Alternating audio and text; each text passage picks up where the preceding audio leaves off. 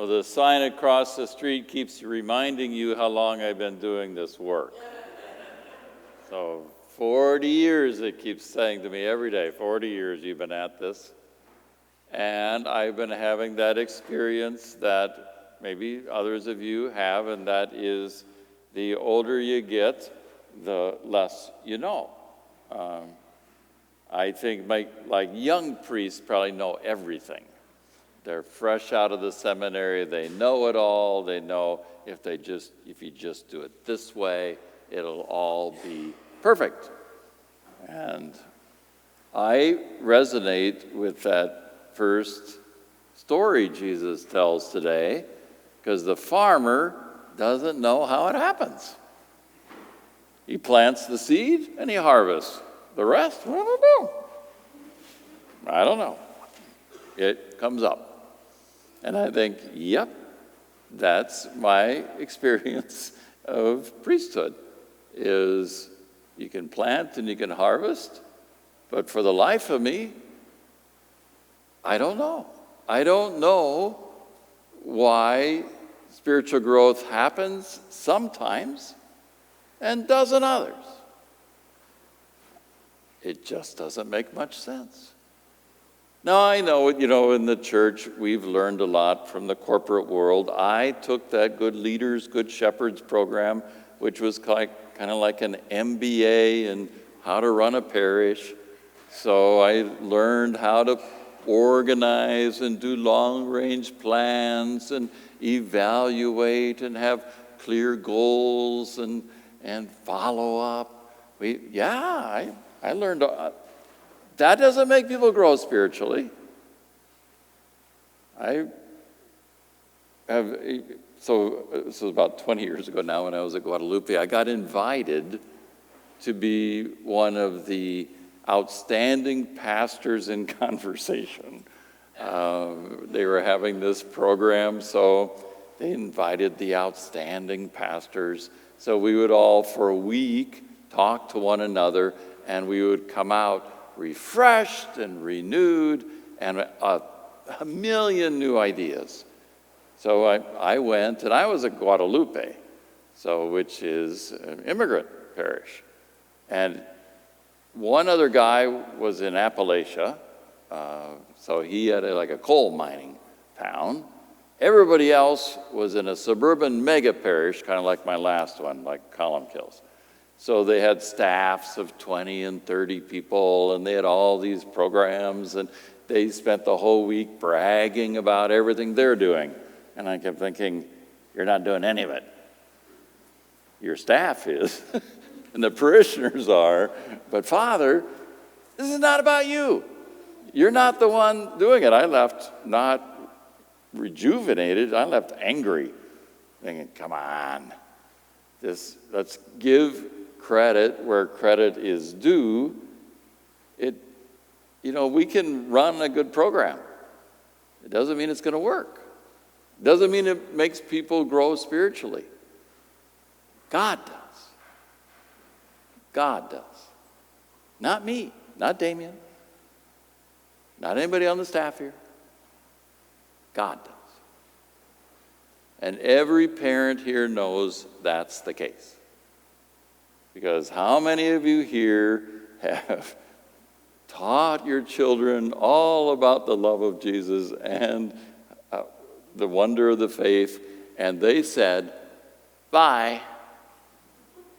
They went off a different direction. I have good friends, very faithful people, very active in church.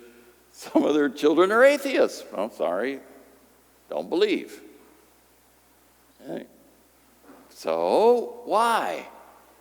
They asked me, Father, why did that happen? What could we do? I'm the farmer. Hey, I don't know. You plant the seed, you harvest. That's all Jesus said. The farmer is watching the wondrous thing God does. And I have learned to observe over these 40 years the wondrous things that God does do. especially when I least expect. I think, boy, there's nothing going to happen there. Whoop, hey, there's great faith there suddenly. I think, wow, where did that come from? God. Not me, not the program, not the parish. God. God does it. So it's a great relief after 40 years that I don't have to take credit or fault for how things grow. But you and I do have to take some active role in sowing the seed and in harvesting. That those are parts of what Jesus says in the story belong to us. And as St. Paul says in that second reading, we all have to come face to face with God. And when I come face to face with God, if he says, hey, you sat in your room waiting for it to grow. I know, but that's what you told us, right? No. You also have to sow the seed. You have to be letting people know about Jesus. Otherwise, how are they going to find out? And when they're ready, you need to help them be a fruitful harvest. That you need to do. That you and I need to do those two parts. Have we sowed the seed? Have we told anybody about our faith? Have we, when somebody's come to us all excited about their faith, helped them to be a fruitful harvest? So we will be responsible for that. But I really do like this second parable Jesus tells today.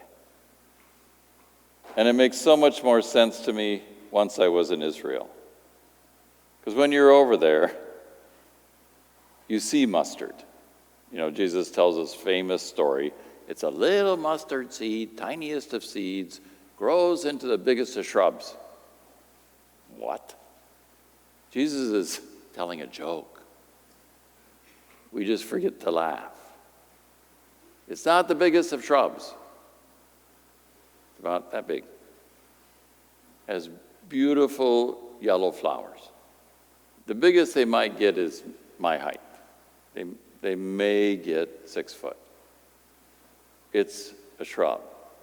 In Jesus' day, it was not permitted by law to plant mustard.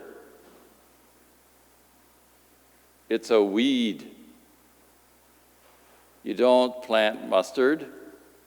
It grows everywhere in Israel. It was against the law to plant it.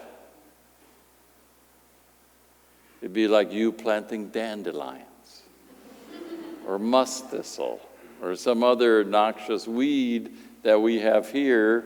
You're out there, I'm planting. No. It's a weed.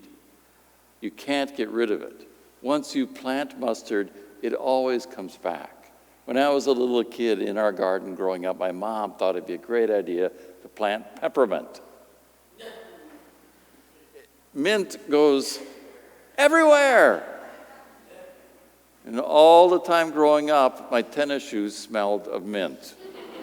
Because you'd walk through the garden and your shoes, my mother put it there just so our tennis shoes wouldn't stink. But we hated it, and we chopped it out and chopped it out and chopped it out, and it came right back. That's what mustard does.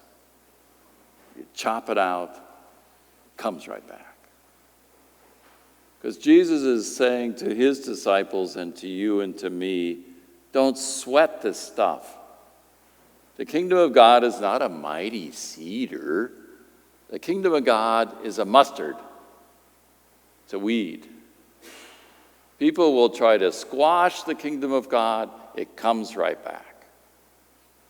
People will do everything they can to get rid of the church, to get rid of you. You come right back. And all of that is God's doing. You and I, just to get to be sharers in the process, we get to enjoy that with Jesus, to watch this kingdom spread, to watch God work in people's lives, to be in awe of that process. For when the harvest comes, it's beautiful.